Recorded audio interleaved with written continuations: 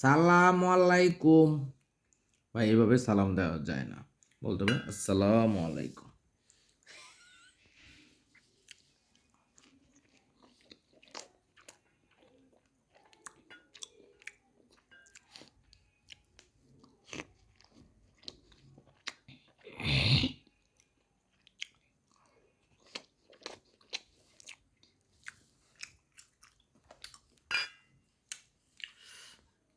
আসলে মশারির ভিতরে একবার ঢুকে গেছি তো, আর এন থেকে আর বাড়িতে মন চায় না।